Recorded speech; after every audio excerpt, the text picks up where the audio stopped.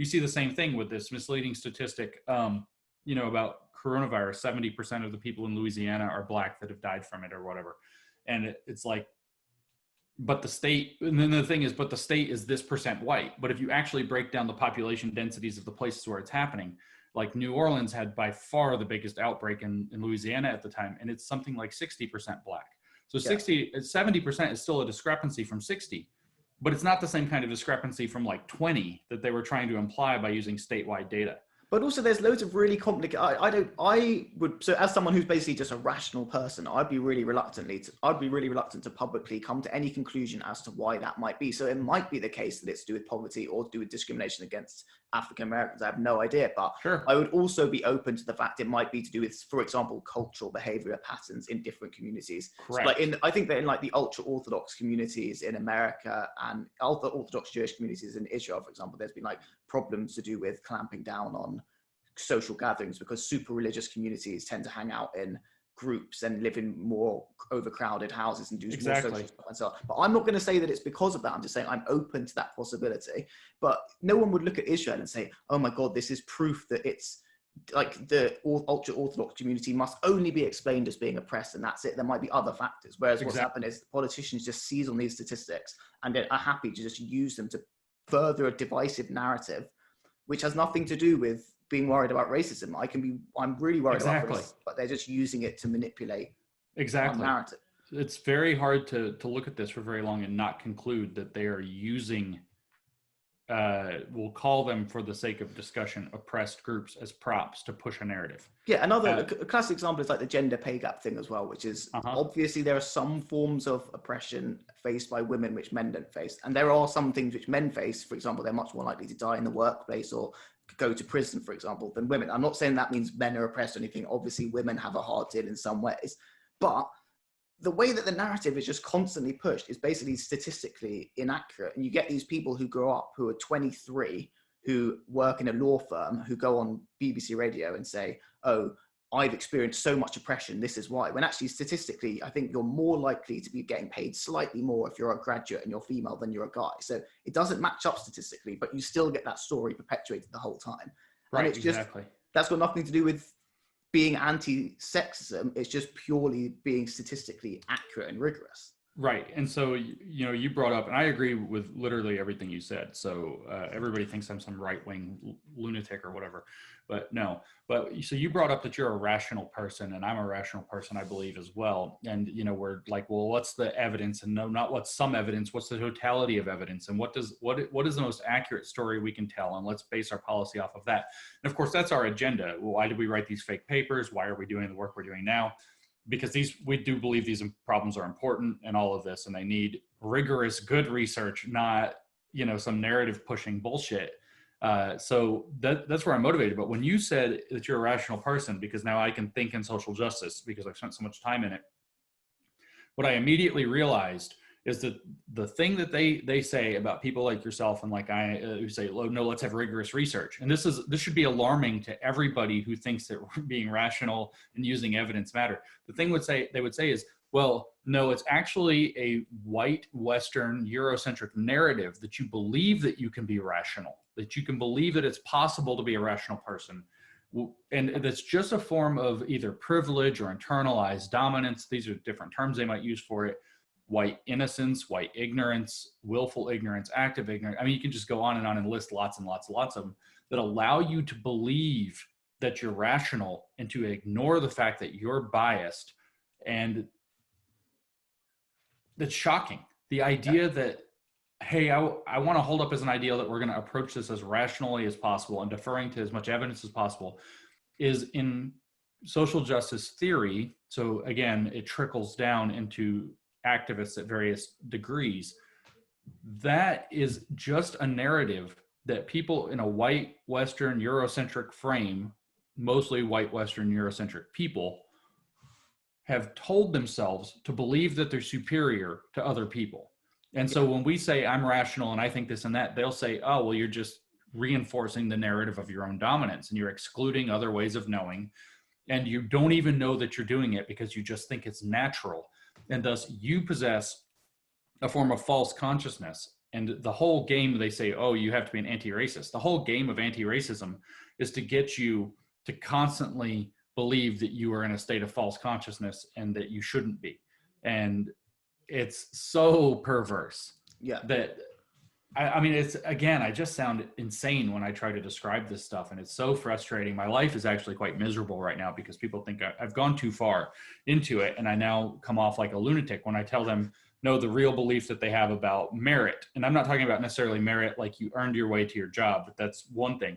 But even down to the level of methodological rigor, like that there are some statistical methods that are more effective than others, and we can judge them by their merits in terms of how well they do to get questions right, get the answers to questions right.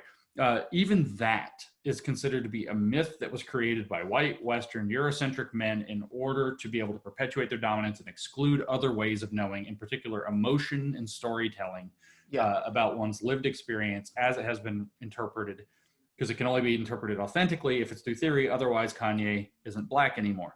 And it's like, I try to tell people this and they're like, no, you've got it all wrong. It's completely unbelievable. But it's like a combination of kind of extreme totalitarian political thought. This is kind of, it sounds kind of crazy because obviously it's nothing like living in a totalitarian system. I'm just saying the mindset that the most extreme people have in this worldview is like, it's like a combination between like religiosity, basically like there's no way to kind of question what they believe. It's just, I believe it. But then they don't present it like that. They present it as if they believe it, but that's because it's true, which is like, I think something you said, there's a difference between religious people who generally say, they don't say this is true. They say, I believe this is my faith. Whereas these people say, I know this because this is the truth. And then you can't question the truth, because if you question the truth, you're reinforcing the narrative of the dominant patriarchal structures and so on. So there's literally no way out of that way of thinking. Plus it's really conspiratorial, because loads of their beliefs just come down to these kind of untestable assertions about different nefarious power structures which exist. And it's unbelievably internally inconsistent. So they'll talk about the power structure and how culture is absolutely everything. So anyone who says that the reason we behave the way we do is anything other than completely socially conditioned must just be completely crazy and a biological essentialist. But then you'll look at some issues affecting some minority groups in societies, and then any cultural explanation is completely out of the question, and the only explanation could be the grander culture. So there's so many internal inconsistencies. But then overall, it still becomes like a really respected field in academia, and it affects our society. It's just such an unbelievably mad situation. I do think it's actually very conspiratorial, and depending on how you look at it, it's either a deliberate conspiracy or implicit or unintentional one. It depends on whether you're looking at it through critical theory, which is part of the thing, or postmodern theory, which is another. But that's beside the point. And the theory positions that no racial group except white people has solidarity, and that white people have this like, and they literally describe it as like a unspoken, unwritten secret, like nobody actually ever acknowledges it, but somehow it still exists through socialization, that all white people are on the same team against especially black people, but against all other races. And they're solid, they have this solidarity, and it's all mysterious, like it doesn't really even exist. The only concept they have of this is white solidarity, which is literally maintained without anybody ever speaking about it via what one theorist named Charles Mills called the racial contract, which again says white people never mention the fact that they are in contract with one another to oppress people of other color. They never say it. They never are explicitly told it. They never hear it explicitly. They all just know it. So there's this weird idea that all like, and it's very prominent in the theory, that, and it's like the basis of what white fragility is that all white people are secretly, without ever telling each other, without ever conspiring together, secretly in a conspiracy to ruin all the minorities' lives. And it's just so unfathomable. Like when you say it's conspiratorial, it's like there's not even a smoke-filled room. It's just like the conspiracies work by magic. And it's the most bizarre thing I think I've ever seen, ever, to make these claims. And of course, what kind of, if they were ever pressed for evidence, what kind of evidence would they give? Is they would appeal to something that was like written in like 1820 or something like that, where somebody said something like it. And, or some total racist asshole in like 1955 or something like that. And it's such a, it's like, I can't I know why it works, but it's very hard to get my head around the fact that these people seem to want to live like society is in some historical era that we left behind because their politics make sense in that era but don't make sense now. Rape culture is the same way. There are definitely guys who are like, you know, saying smarmy stuff, or then that the, you know, they think that the guy who raped it, well, you can't prove it, or she had it coming, she wore the wrong thing. You definitely have some of that, but I don't think our society actually, like, of almost every man I've ever known in my life could be more vigorously anti-rape. You even look in prisons. Rapists don't have a good time in prison. The only people who really have, like, on average, a obviously worse time are child abusers. Our society does not approve of rape. So to say that we have a rape culture is such a bizarre way to characterize the fact that everything isn't perfect. Yeah. And to say that we have a systemically racist society is such a strange way to say everything isn't perfect. Sometimes racism happens, because the response when racism actually occurs is overwhelmingly negative from not just white progressive people. I mean, my totally conservative libertarian redneck friends will not tolerate racism. What would be your kind of, what would you say would be a good way to deal with the situation we're in? Like, how do we go about dealing with it? Well, let me actually add a point to what we were just saying, and then I'll talk about dealing with it. Actually, I wanted to make one more point, which I just remembered before I go on to this, actually. Because I also... Yeah, fine. So you should make one. So I was going to say that that focus on, for example, the rape culture thing. So I'm sure that there were issues with the type of masculinity in some university campuses and so on. So I accept that that's a problem. To call it rape culture is a deliberately provocative and, in my opinion, just completely misleading description of what's going on. They're definitely scumbags who do really bad stuff, and there's a problem with the type of masculinity in some ways, maybe. But calling it rape culture is actually just an abuse of the term rape in some ways, because when you do encounter a proper rape culture, like, for example, Afghanistan and a university campus in Cambridge are not the same thing.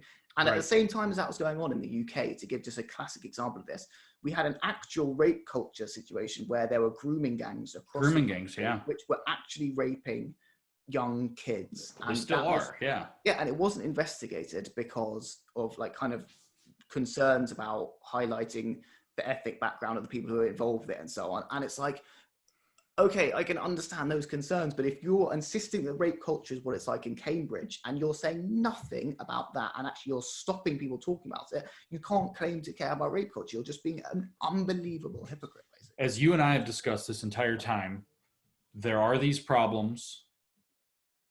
Because the scholarship is so wackadoodle, we actually don't know the degree of the problems or where they're really occurring or what the causes are. And if we want to solve those problems, that's a big issue. If we want to figure out what's really going on with racism or racial disparity, which should not be considered to be the same thing, different outcomes are happening. That's not necessarily just racism. And there is still some just racism. And if we want to understand those things, we have to be willing to disambiguate. We have to be willing to get clear on them. And most importantly, we have to be willing to defer to careful, especially statistical methods, and really control for various variables, rather than just bulldozing everything and saying, aha, racism, and now what's the solution? And most people don't even know what solution they're advocating. I don't know if people know. I get asked all the time, what does critical social justice actually want? They tell you on nearly every page of what they write, we need to remake society. Yeah. And it's like, stop and think about that for 2 seconds. Is that really what you want to do, is remake society? To tear down what there is and remake it from the ground up? I don't think most of us want to do that. And so I understand the impulse to want to have greater diversity or more inclusion, or, you know, equity gets a little dodgy depending on what you mean by equity. Financial equity is one thing, and you know, like with class issues, is too much money going to the rich. And then you have this other issue that's like racial equity, which is literally it is just a repackaging of affirmative action in a different word that the Supreme Court said they could get away with in the United States, and it's spread everywhere. So it's like, I understand the impulse for these things, but the saying I tried to adopt and it didn't stick and it doesn't really work is method matters. People who are sympathetic to these issues, people who are sympathetic to even to the theories that explain these or try to explain these issues, often don't realize that there are much better ways. There are rigorous ways to do this, and that what these scholars and activists, and often scholar activists, are recommending are not realistic or workable or ethical solutions. And unfortunately, it requires people to go back and learn an awful lot really quickly about civics, about rigor, about what's gone wrong. I would actually tell people, by the way, this is very important, that the work that we did with the papers doesn't mean that everything coming out of academia is bunk. Yeah. I would say that I would hold at tremendous suspicion everything out of the theoretical humanities. And I would require a lot of careful parsing of social sciences, sociology and anthropology in particular, psychology a little bit less, but still some. And those, some skepticism is warranted. Theoretical humanities, if somebody's like, I'm a race scholar, just ignore. Yeah. You're not. You're a person who's been able to publish opinion and prejudice as scholarship, unfortunately. But if somebody's like, I'm a climate scientist, or I'm a geologist, or whatever, that's not crazy bunk. Or somebody's like, I'm a biologist. Most of the fields in academia are not significantly corrupted by politics. They have their own internal issues. They have their own internal politics. That's a thing, but it's not like this huge radical politics push has corrupted the whole thing. They have their own issues, but it's not the same thing as taking the entire discipline and turning it into a project for radical politics. Yeah. And so skepticism of the academy as a whole, in terms of what it teaches, maybe is warranted. But in terms of the different disciplines and what they produce is not warranted. Most scholarship is still sound. Most scholarship is still the gold standard. Theoretical humanities, definitely, I would actually just say that you can't trust any of it. That all needs to kind of be redone, preferably by sociologists and not theoreticians at all. And then the social sciences of sociology and anthropology in particular need to be held with skepticism, which isn't to say that they're useless or corrupted. Fine, that's probably a pretty good point to end it. But we should definitely do this again, because I have about 1 million more questions I really want to ask you about all this. So yeah, thanks a lot for appearing. That was super interesting. And yeah, definitely come back on soon. Yeah, thanks. I'd like to.